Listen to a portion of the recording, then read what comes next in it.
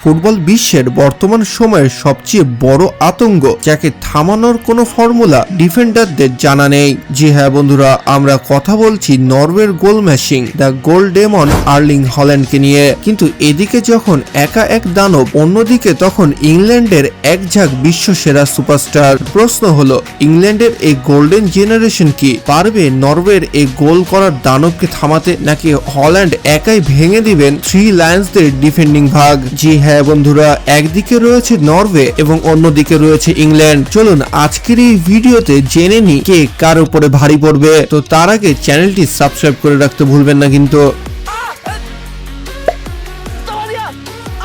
তো যাই হোক বন্ধুরা, প্রথমে যদি ইংল্যান্ডের কথা বলি, ইংল্যান্ডের কাছে রয়েছে কিছু বাঘা বাঘা প্লেয়ার, যার মধ্যে স্ট্রাইকারে রয়েছেন হ্যারি কেন। 32 বছর বয়সে এসে হ্যারি কেন যেভাবে খেলছে, মনে হচ্ছে তার বয়স বাড়ার সাথে সাথে তার গোলের খিদা আস্তে আস্তে আরো বেড়ে যাচ্ছে। হ্যারি কেন ইংল্যান্ডের সাথে সাথে বাইরেন থেকে যে খেলাটা দেখিয়েছে সেটা আসলে অসাধারণ। 6 ফুট 2 ইঞ্চির এই লম্বু প্লেয়ারটি 28 জুলাই 1993 সালে জন্মগ্রহণ করে এবং সেই অনুযায়ী তার বয়স এখন 32 বছর। আর এই 32 বছরে এসেও সে এফসি বাইরেনে 24-25 সালে বেস্ট স্কোর করেছে। এবং যদি 2026 সালের এই ওয়ার্ল্ড কাপের কথা বলি, তাহলে ইংল্যান্ডের এই ফরওয়ার্ডটি এখন পর্যন্ত 6টি গোল করেছে এবং অ্যাসিস্ট করেছে একটি, এবং 6টি গোল করে সে বর্তমানে 4 নম্বর পজিশনে রয়েছে। এবং একটি ওয়ার্ল্ড কাপে 6টি গোল করা কোনো মুখের কথা নয়। তো যাই হোক বন্ধুরা, ইংল্যান্ডের আরো একটি সেরা খেলোয়াড়ের কথা বললে সেখানে নাম উঠে আসবে ডেকল্যান রাইসের কথা, যে কিনা সব থেকে বেশি ভালো খেলা দেখিয়েছে আর্সেনালে। 27 বছর বয়সী 6 ফুট 2 ইঞ্চির এই প্লেয়ারটি মিডফিল্ড পজিশনে খেলে এবং মিডফিল্ড থেকে শুধু বল বানিয়ে দেয় না, তার এমন এমন স্কোর রয়েছে যা দেখে আপনার মাথা ঘুরতে বাধ্য থাকবে।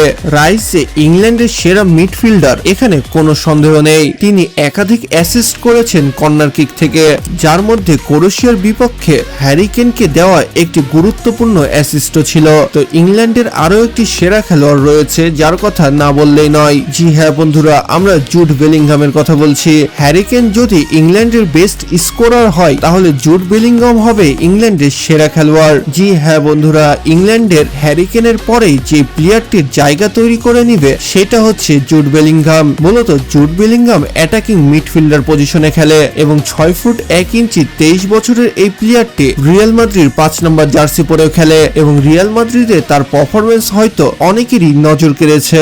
এই প্লেয়ারটিকে অলরাউন্ডারও বলা যেতে পারে। তার যে ডিফেন্সিভ রয়েছে সেটা কিছু বেস্ট ডিফেন্ডারদের থেকেও ভালো, তার যে পাসিং সেন্স রয়েছে সেটা কিছু বেস্ট মিডফিল্ডারদের থেকেও ভালো, এবং তার যে অ্যাটাকিং স্কিল রয়েছে সেটা কিছু স্ট্রাইকারদের থেকেও ভালো। এর জন্য বর্তমান সময়ের বেস্ট ইয়াং ফুটবলারদের নাম উঠে আসলে সব শীর্ষের দিকেই থাকবে জুড বেলিংহামের নাম। এছাড়াও ইংল্যান্ডের কাছে একটি সেরা উইঙ্গারও রয়েছে যার নাম হচ্ছে রাশফোর্ড। জি হ্যাঁ বন্ধুরা, ইংল্যান্ডের একটি প্লেয়ার রিয়াল মাদ্রিদে খেলে, আরেকটি বেস্ট প্লেয়ার খেলে বার্সেলোনাতে, এবং রাশফোর্ডের কাছে রয়েছে বেস্ট কাউন্টার টার্গেট পজিশন। সে এমন এমন জায়গা থেকে শুট করে গোল করে যা অন্যান্য প্লেয়ারদের কাছে কিছুটা ইম্পসিবলই হয়ে পড়ে। তো আপনারা এখানে খেয়াল করলে বুঝতে পারবেন যে হ্যারি কেন এফসি বাইরেন থেকে খেলে এবং এফসি বাইরেনের বর্তমান পারফরমেন্স আপনারা সকলে দেখেছেন, মানে বার্সেলোনাও হেরে গেছিল তার কাছে আর কি। অন্যদিকে রাইস খেলে আর্সেনালের হয়ে, এবং আর্সেনালের কথা আপনি শোনেননি এটা তো হতেই পারে না।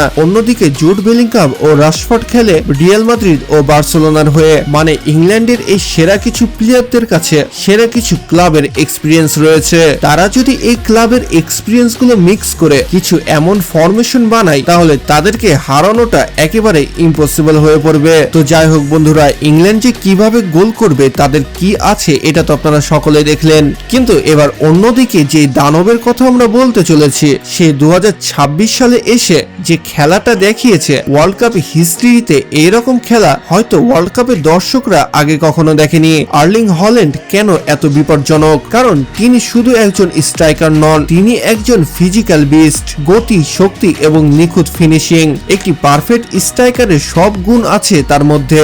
বক্সে একবার বল পেলে তাকে থামানো প্রায় অসম্ভব। নরওয়ের পুরো দলটাই খেলে হল্যান্ডকে কেন্দ্র করে, যদিও তার বয়স কিন্তু বেশি নয়। 21 জুলাই 2000 সালে সে জন্মগ্রহণ করে এবং সেই অনুযায়ী তার বয়স কিন্তু বর্তমানে 25 বছর। ম্যানচেস্টার সিটির এই প্লেয়ারটি 9 নম্বর জার্সি পরে যেভাবে মাঠ কাঁপিয়েছে, অনেক ডিফেন্ডার এমনও রয়েছে তার কাছে ভয়ে ভিড়তে চায় না। এছাড়াও গোল করার পরে তার একটি কৃপি হাসি, যে হাসিটির অর্থ সাধারণ দর্শকরা বুঝতে পারে না। আপনি যদি বুঝে থাকেন তাহলে কমেন্ট বক্সে জানাতে পারেন কিন্তু। এবং আর্লিং হল্যান্ড বা নরওয়ে জিতার পরে মাঠে যে রকম দৃশ্য শুরু হয়েছে, যা ওয়ার্ল্ড কাপে একটি নতুনত্ব ভাব নিয়ে এসেছে।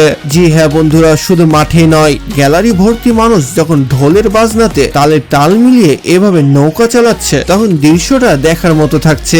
এছাড়াও মাঠে হল্যান্ডের গতি ও শক্তি এত বেশি যে ভক্তরা তাকে মজা করে রোবট বা দানব বলে ডাকে। এই রোবোটিক ইমেজের সাথে এবার ওয়ার্ল্ড কাপে প্রবেশ করেছে আর্লিং হল্যান্ড এবং সে তার প্রথম ওয়ার্ল্ড কাপে এসেই হয়তো রেকর্ড করেই যাবে। জি হ্যাঁ বন্ধুরা, 4টি ম্যাচে সে 60টি গোল করেছে, যেটা করে সে এখন তৃতীয় স্থানে রয়েছে। যদিও এমবাপ্পেও 60টি গোল করেছে, কিন্তু সে অ্যাসিস্টের দিক দিয়ে একটু আগে রয়েছে। এর জন্য আর্লিং হল্যান্ড রয়েছে 3 নম্বর পজিশনে। কিন্তু যাই হোক বন্ধুরা, হল্যান্ড মাঠের বাইরে কিন্তু বেশ মজাদার এবং অদ্ভুত স্বভাবেরও। তিনি মেডিটেশন করতে পছন্দ করেন, যে কারণে তার সেলিব্রেশনেও আমরা রোবোটিক্স এবং মেডিটেশনও দেখতে পাই। অদ্ভুত রকমের পাজামা পরেও ঘুরে বেড়ান এবং তার ডায়েটও বেশ অদ্ভুত। সে গরুর কলিজা অথবা হার্ট খাওয়া পছন্দ করে। তার এই বিচিত্র স্বভাবের কারণে তাকে সবাই বিস্ট বলে ডাকে।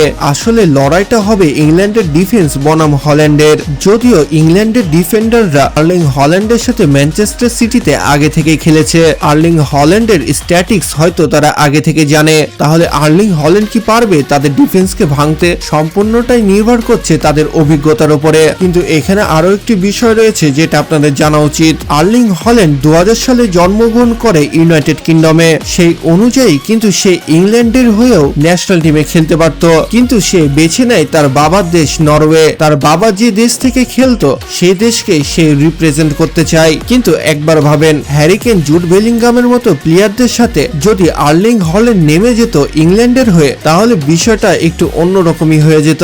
মানে তাদেরকে থামানো অন্যান্য টিমের কাছে প্রায় ইম্পসিবল হয়ে পড়তো। তবে ইংল্যান্ডের কাছে অ্যাটাকিং এ গোল করার জন্য বেশ কিছু প্লেয়ার রয়েছে, যেখানে নরওয়ের কাছে রয়েছে শুধুমাত্র আর্লিং হল্যান্ড। তো দেখা যাক কে জিতে। তবে হল্যান্ড ম্যাচ থেকে হারিয়ে যেতে পারেন, কিন্তু ভুল করেও যদি হল্যান্ডকে 1 ইঞ্চি জায়গা দেওয়া হয়, তবে পুরো ম্যাচটা শেষ করে দিতে পারেন এই নরওয়ের তারকা। তো এই হাই ভোল্টেজ ম্যাচে আপনি কাকে সাপোর্ট করছেন কমেন্ট বক্সে কিন্তু অবশ্যই জানাতে ভুলবেন না। এবং আপনারা অনেকে রয়েছেন যারা ভিডিও দেখে চুপি চুপি চলে যান, তো চুপি চুপি না চলে যেয়ে সাবস্ক্রাইব করে যাওয়ার একটি ছোট্ট অনুরোধ থাকবে। তো দেখা হচ্ছে পরবর্তী আরো একটি ইন্টারেস্টিং ভিডিওতে। ততক্ষণ ভালো থাকুন, সুস্থ থাকুন, আল্লাহ হাফেজ।